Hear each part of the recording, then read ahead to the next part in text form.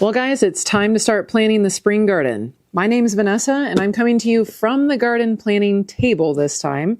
And I am in zone 9A, Central Texas, just northwest of Austin in the burbs. And today I'm going to run you through my exact thought process I pretty much go through every year when it comes to planning my spring and summer garden throughout the season, because I grow year round and spring here in Central Texas is actually pretty short when it comes to the actual temperatures that the average northern climate would consider to be moderate. So here in Texas, we're planning a short spring season and immediately rolling into summertime. And that is the biggest mistake that new gardeners make here, which is not adequately planning for those quick transitions to happen and settling in with specific varieties of plants that thrive in our Texas heat. This is my seed organizer. It is an ammo can storage system. I got it from Costco last year. It's pretty durable plastic. I have a supplies tote, a flowers tote, a cold weather tote, and a hot weather seed tote.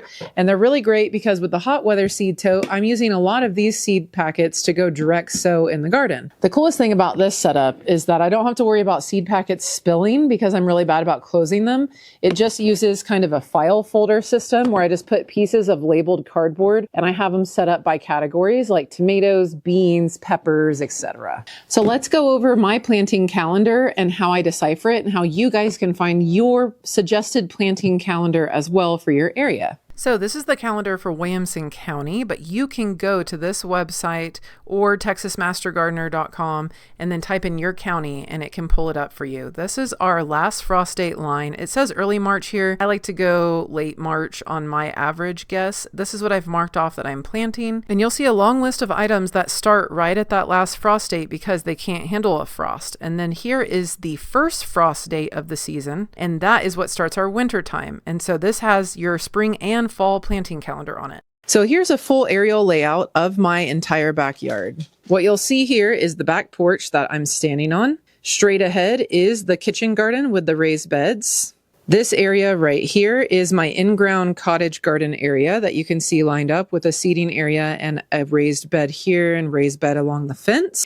And this area is where I have my fig tree, perennial blackberry bushes, and other accompanying perennial herbs, and then kind of a walking path. Now, as far as the full backyard goes, this is a compass that shows kind of where the sun is, and the sun rises over here and sets over here, kind of in a diagonal format because we go east to west. This area will transition from white potatoes to sweet potatoes, and this area will be for zinnias because the way the sun hits is in the afternoon. It hits here and it bakes this whole area. So everything that's growing over here has to either get some shade from the fence or it has to take full blast of the afternoon sun here in Texas. So I am a little bit limited as we get into the hot weather months. And this is where the fence is. So I get a little bit of shade out to about here, but the rest of this area gets baked by the sun. These beds on this side actually get hit with a lot more sun and heat than the beds at the far end of the garden do. And this area tends to get a little bit of shade. And by the time the sun is really starting to hit over here, my house starts to produce a line of shade that goes this way. So this area just inevitably does not get as much sun in the summertime. So things will tend to grow a little bit further into the heat over here than if I plant them over here. But things will grow faster if I plant them over here in the spring because they inevitably get more sun. Let's go check out the more cottage garden, which happens to get less sun and a little more shade because there's an oak tree that doesn't have much leaves right now, but it gets new leaves pretty quickly around February timeframe. And it gives morning shade because the sun goes from rising here in the winter time and setting on the back side of the house to shifting to where it rises right here. And I get a little bit of sun, but dappled shade, and it slowly rises and comes back over here and then bakes the garden for a while, which is why I put shade cloth up most of the time. This area has chamomile with a few peas and brassicas mixed in. There is a perennial here. I have some cover crop here, lots of volunteer borage coming up, but I also have a lot of things like ranunculus, tulips, and grape hyacinth corms that I planted about a month and a half ago, along with some radishes and yarrow, calendula, lemongrass, and some brassicas. It's just kind of a wild mix over here, but there are a lot of wildflowers and a lot of early spring flowers that will come up over here. here, and I would like to sit right there and look at all the beautiful flowers come spring. So imagine this full of flowers and pollinators, that full of food, and the far end full of food and flowers. The cottage area has cool weather flowers and herbs right now, but it will just transition into more hot weather flowers like cosmos, zinnias, and amaranth, and anything else that I feel like I have room for, maybe like roselle hibiscus, which is in the okra family. That's the plan that we're going for. So let's get into how I transition from this into the actual spring and then into the summertime here in Texas. I forgot to mention I have kind of a cheap greenhouse here that we put up every year, and this year we put it on top of our fish pond to keep it nice and warm. I took some of my pepper plants that are in 5-gallon buckets and I shoved them inside, and they're actually doing pretty well for the most part. But this is our overwintering of them, and they're really liking it, so we're pretty happy with that choice. And here is a close-up of the raised bed kitchen garden, and this is what it looks like in real life. Just to give you some reference here, I have not fully built the 2 new beds that are going along the fence, but every bed is a corner piece like this with the Garden in Minutes bed, the irrigation grids that go with that from Garden in Minutes. And then it has an extension on the bed there to make a nice little corner area in all 4 corners of the garden. There's one archway already installed, but each of these openings where the beds are will all have an arch, including this one right here. This is how I transition from season to season, by taking the layout of my garden on grid paper, taking some tracing paper, and writing what I have there. This is my current plan to go from January to March. This is early spring plantings that can handle a little bit of frost, but hoping that we don't have as much frost on the back end here. So you'll see that in my current plan, I actually have peas for the majority of the edges of my trellis. And that's something that I like to plant now, and they emerge when it gets warm enough. So this bed has red Brussels sprouts, and then a plan for leeks and lettuce to go right here, which is this open spot that just opened after I pulled my cabbages. I know that I still have sprouting broccoli in this section, which is still not fully producing yet. And along the back edge of these 2 beds, which runs along this way, I have red Brussels sprout plants that are going to take a while. And I don't actually have a trellis up yet, but I have the trellis already on hand, so I will be planting peas along this edge of this bed, and then hopefully getting a trellis up before they really need to be trellised. As far as the game plan here goes, I have some beets that are about to be harvested, so I'll plant lettuce, and most of my areas that open up from now until March are going to just get lettuce, cilantro, or peas, or maybe a little bit more carrots. This bed is actually this one right here, and you'll see here that I have the 2 kale that are right there, and it actually kind of looks like this. And then I have carrots here. So I have succession sowings of carrots here, and there's young carrots coming up right here. So this bed will kind of stay like this until I get ready for full spring plantings, and I'm mostly done with carrots by then. This bed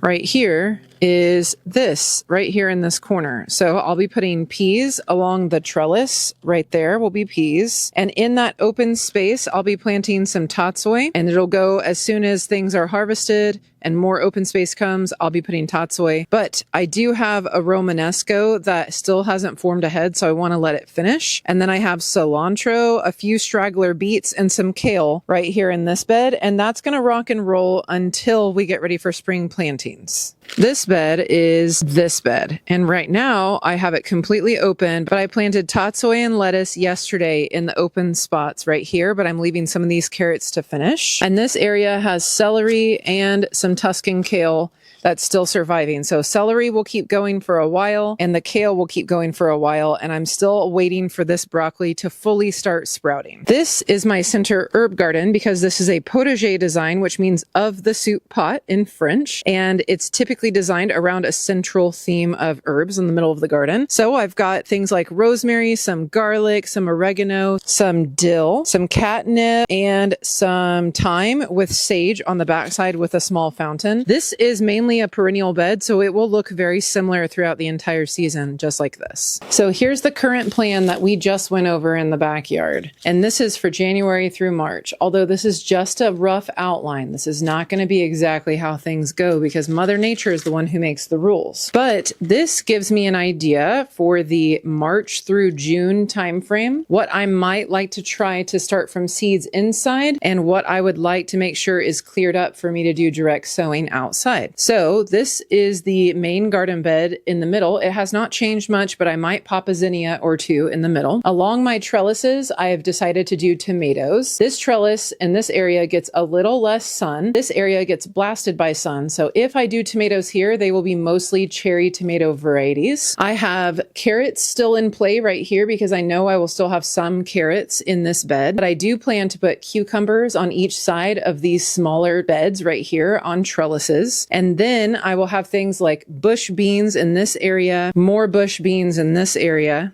Basil planned to be planted along where my tomatoes are. I know my celery may still be there and I may still have kale here. And then I plan to do a patch of corn here on this back area. Now along this back fence, I have these two beds that haven't been built yet, which I plan to grow loofah and potentially peppers out of, but peppers do really well in containers. So I may end up doing peppers in containers throughout the raised bed kitchen garden. Now here is the game plan for early summer. So that's June through August. Things are going to look a lot different on here because there are some things that just aren't going to make it into the June-July timeframe very well. Now, where I have the corn here, it'll eventually swap out to be okra. Okra is going to be one of those things that can grow really well over the summer. Inevitably, some of my cucumbers will be done during this time frame or they'll start to get disease, so I'll swap them out for some noodle beans, which can handle the heat better. More okra on this side, and I'll swap out some of the veggies that I think will be done with zinnias because they can handle the strong sun that's going to hit this area. Tomatoes could be up in the air on if I actually still have some going by this time, but I'm swapping out my bush beans for things like black-eyed peas that can handle the heat really, really well. And I may potentially have a Seminole pumpkin vine that starts inside the bed and acts as a cover crop, all vining throughout here. Cantaloupes are something I've decided I might swap out my cucumbers for, or I might swap out for the Armenian cucumber, which is a melon. And I'll have more black-eyed peas as a cover crop in this bed, as well as doing a larger melon like the crimson sweet watermelon so it can vine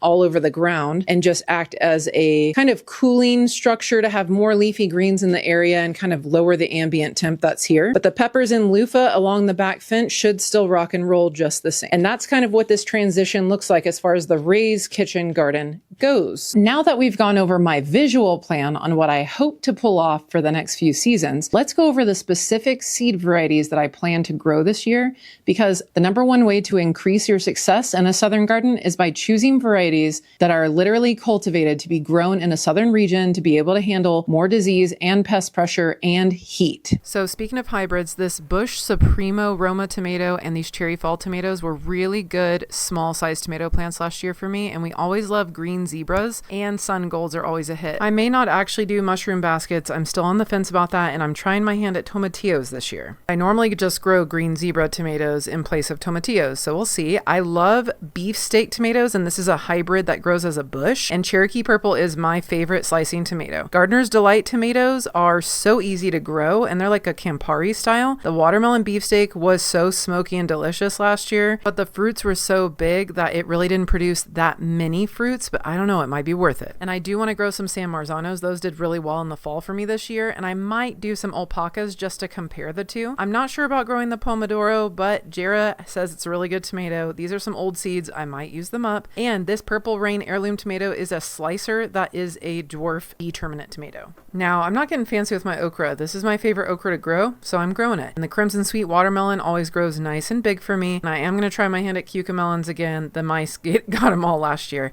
Not sure if I'm going to do dove melon as my cantaloupe or more of a cicada melon as my small melon. And then I might try some summer squash or zucchini really early on in pots. So these are some varieties that I'm thinking about doing. I did a couple of them last year. And then this might be the corn that I do, but I think I did order some hybrid corn that's coming in, but who knows? And then this is my favorite eggplant that I like to grow every year. It's an Asian variety. We love like yellow wax peppers for snacking. The yellow monster bell pepper is the biggest bell pepper I've grown in hot weather. I always like to have Tabasco peppers on hand, and I'm growing some serranos. Nothing fancy. I've got jalapenos already. I'm overwintering, gonna do some Jimmy Nardellos, and I have some giant Marconi seeds in the mail on the way right now. And yes, these are seeds from Dollar Tree. They're cheap and they work. So here's some sugar snap peas that I'll be planting pretty shortly per my garden plan. I like to plant these craspedia, which are called Billy's balls, as a flower. And then the contender bush bean is one of my favorite bush beans. Blue Lake has a pole bean and a bush bean. They're both productive here. And this is the black-eyed pea, which is also a purple hull pea bush bean that I'll be planting as a summer cover crop. These are the Armenian yard-long cucumbers. They are kind of the melon type of cucumber.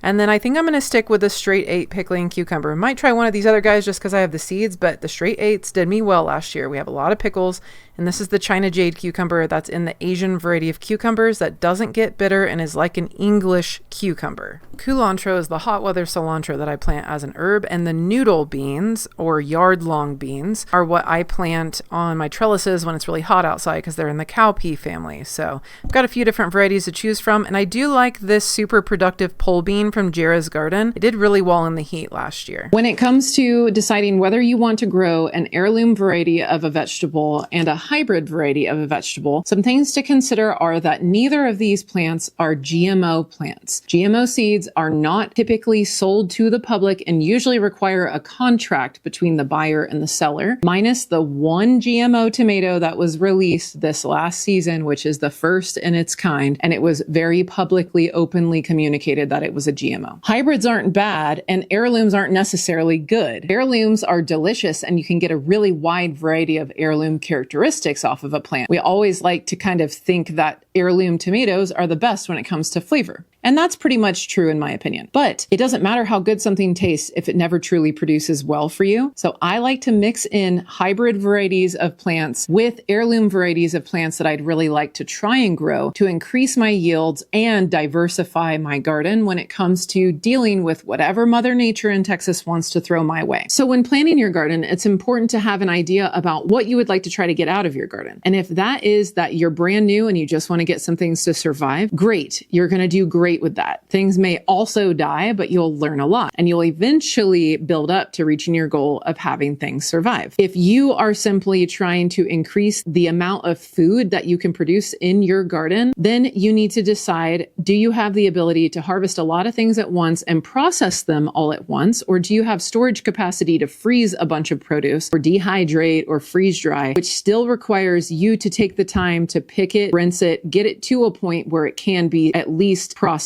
by being frozen. With tomatoes and green beans, this is specifically important for you to decide the type and variety of things that you'd like to grow because determinate tomatoes and indeterminate tomatoes grow a little differently. They have their own varieties within those categories, but determinate tomatoes will grow to a determined size, which is usually a little bit smaller and a little more manageable, and they'll typically put on a lot of their fruit in a small time frame, which is really great if you would like to put away some tomato sauce products or you're comfortable with canning things. It's also nice because sometimes the plant doesn't take as long to get to that smaller size before it starts putting on fruit, which means you may be getting some fruit on a determinate tomato plant quite a bit sooner than if it was an indeterminate tomato. Indeterminate tomatoes grow a lot like how tomatoes want to grow, which is on a vine. We are the ones that make it grow vertically, but they are just as open to growing across the ground if we let it, but disease and pests would get a little more access to that vine, which is why we don't do that. Indeterminate tomatoes will grow for an undetermined amount of time until pest, disease, or frost takes out the plant, or if you yank it out yourself because you're sick of looking at it. Technically, an indeterminate tomato can keep going and going, and you can keep taking cuttings off of the plant, rooting them, and making new plants forever and ever if you have your crap together, but that's not me. Most of the time, cherry tomatoes are going to be an indeterminate type of tomato. If you're unsure if your plant is indeterminate or determinate, Google is your best friend on this one. Type in the variety that's on the seed packet. It will usually not steer you wrong when it comes comes to this. Now, sauce tomatoes like this is the alpaca tomato. It's also called a paste tomato, is lower in water and usually lower in seeds, which makes it better for making sauces. It's not always going to be a determinate tomato, but it is nice if you can find a paste tomato that is also a determinate tomato. If you don't mind picking big slicing tomatoes for sandwiches for at least an extended period of maybe 2 months here in Texas,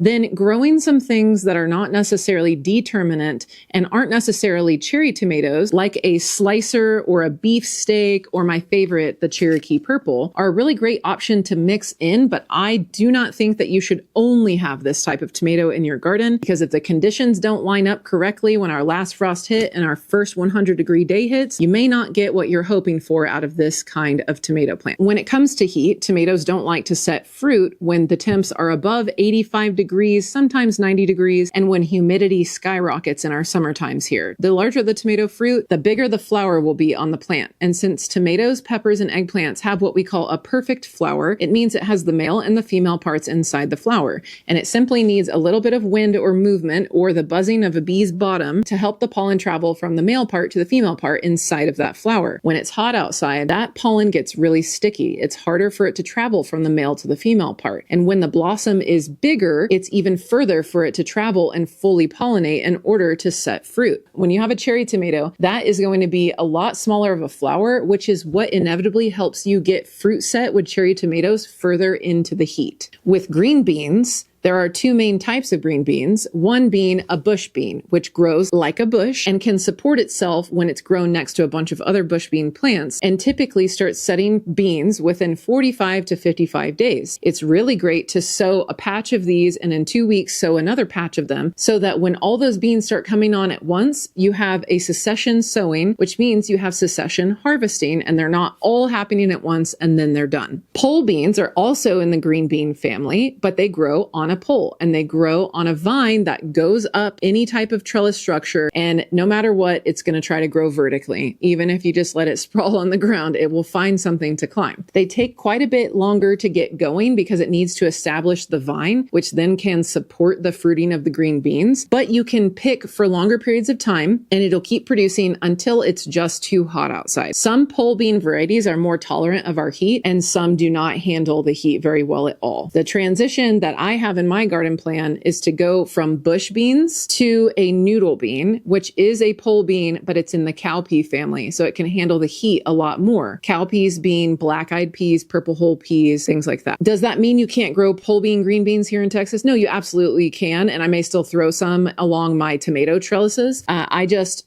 tend to like to get a lot of bush beans all at once in the spring. I eat them or freeze them, and then I move on to noodle beans, and I find I can harvest noodle beans much longer into the summertime. Cucumbers can get really bitter in the heat if they are a specific type of cucumber. So your typical pickling cucumber will tend to get bitter once temps get above 85 degrees consistently. But I have had really good luck growing the straight 8 cucumber from M.I. Gardener. Straight 8 is found at a lot of other places as far as varieties go, and it does pretty well going into the heat, but it will inevitably be done at a certain point. So at that point, I either make sure that I have an Asian variety of cucumber for fresh slicing, like the China Jade cucumber, or Suyao Long, Suyao Nishiki. There's a whole list of cucumbers that are like an English cucumber, but they're in the Asian variety family, and they handle the heat a lot more. And if you pick them while they're still a little bit smaller, they're not very seedy, the skins are thin and edible, and they don't really get bitter. But when it gets really, really hot, if you really want something that's still like a cucumber, the Armenian cucumber is going to be your best friend because it's actually a melon. So as long as you pick them young, they are a lot like a regular cucumber. They're just a little bit starchier in texture, but you would be hard pressed to be able to tell whether it's a melon or a cucumber. And that is what may be in my garden plan at some point, depending on how the season goes. But the good news is I can just direct sow that in the garden whenever it's warm enough outside and there's no frost. So it's a pretty easy decision to make down the line. Now, I know a lot of you have probably considered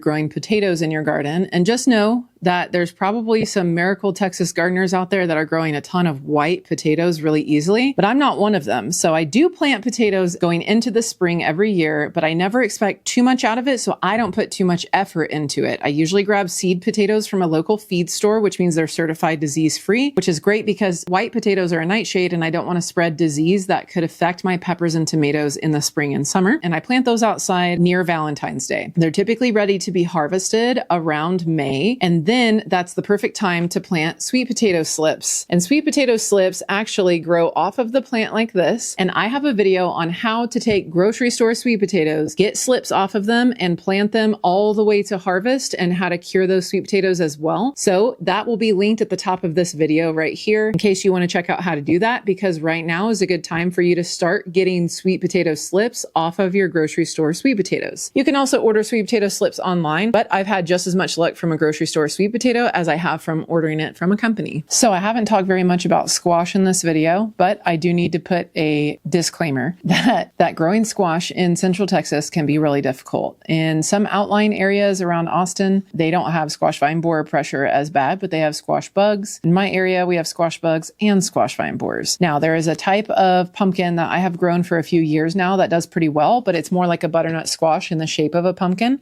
and that's called the Seminole pumpkin. And I get my seeds from Jera's Garden, and now I have my own seed supply, really.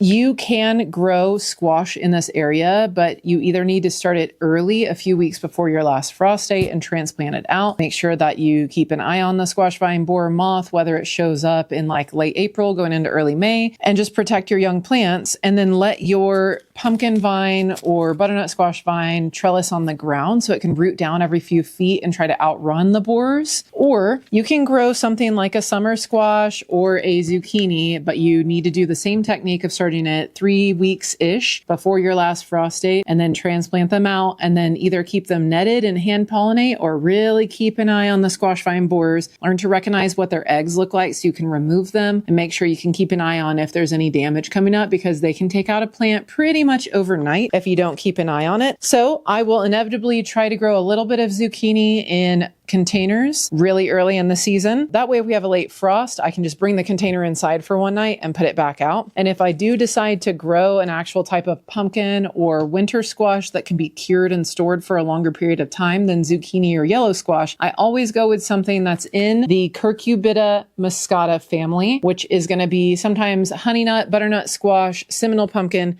and there's a few other obscure types of pumpkins that are in that category, but none of them are like your classic jack-o'-lantern Halloween pumpkin. Some people will say that you can sow pumpkins again in mid-July because there's 2 populations of squash vine borer moths that come out, and that's where they get a little lap of their populations. There is no lapse out here. There is no lapse at all. They hang out no matter what until like our 2nd or 3rd frost, and then they go dormant until we hit a certain amount of hours at like 83 degrees, which can happen really early in the spring. And then you will start to see the moth out and about, and they go crazy for the scent and colors of the yellow flowers of any of your Cucurbita plants. There is one big loophole when it comes to growing things that are squash-like, that are still edible, and that is growing loofah. Yeah, that's literally the plant that makes these sponges. This is a loofah that is well beyond its expiration date and has completely dried out, and I've bleached it in the sun a little bit, and it's pretty much a regular old loofah sponge that you would use in the shower. And we use them to wash our dishes too. But loofah can be eaten young, and there are different varieties of loofah that I've grown over the years, and some of them taste better young than others. Everyone always makes jokes when I say we like to eat them young here on YouTube, but it's true. They are a lot like a zucchini and okra had a baby. Now, I'm going to grow a new variety of loofah to me, but it's a very typical loofah variety that I got these seeds recently this year. This is the Superior Green Loofah from Jera's Garden. It made a really big loofah, but it didn't set as much fruit. And I really like to grow the Ridge Gourd loofah, which is also called Chinese okra because it's very, very tasty. And squash vine borers do not recognize this plant as a host. And it loves growing through the heat and will set fruit through the heat for you. So consider a loofah in your garden plan. Just make sure that you have a lot of trellis space if you would still like to have have some edible squash-like items, but you don't want to spend all your time chasing down the squash vine borer moth and the damage that it can cause. Stay tuned for my next video, which is all about seed starting, how I got into soil blocking and my favorite recipe for soil blocking seed mix, and a few of my tips and tricks on how to germinate difficult to germinate seeds. If you grow seeds inside, go ahead and start getting your seed starting area cleaned up. And if you've already started seeds, well, you're ahead of me. And if you don't plan to start seeds this season, that's okay. There are so many great resources for local plant sales that support local organic gardening organizations throughout the greater Central Texas area. And I will be sharing those in my community posts as soon as they are announced. So stay tuned and keep up to date with all of the really cool places you can actually support locals that are growing really fun varieties of plants that are suited well to our area. I hope this video has been helpful for you guys to give you a peek inside my crazy little brain as to how I kind of sit down and plan out my garden throughout the seasons. Just remember, I'm not a type A personality, so half of the things I told you I'm planning on doing, I may not actually pull off, but after doing this for a few years, I have a good idea about where I want to be and where I actually am, so I can try to meet those two expectations in the middle, and I encourage you to do the same. But if this is the beginning of your gardening journey, spend the next few months just observing, and it's okay to make a lot of mistakes because you'll learn really quickly, and I myself have speed run a few of the learning experiences in my life, and that's how I got to be here talking to you with 113,000 subscribers on YouTube. So remember, it's okay to get out there and make a bunch of mistakes. In fact, I strongly encourage it because if you never grow, you'll never know. See you next time.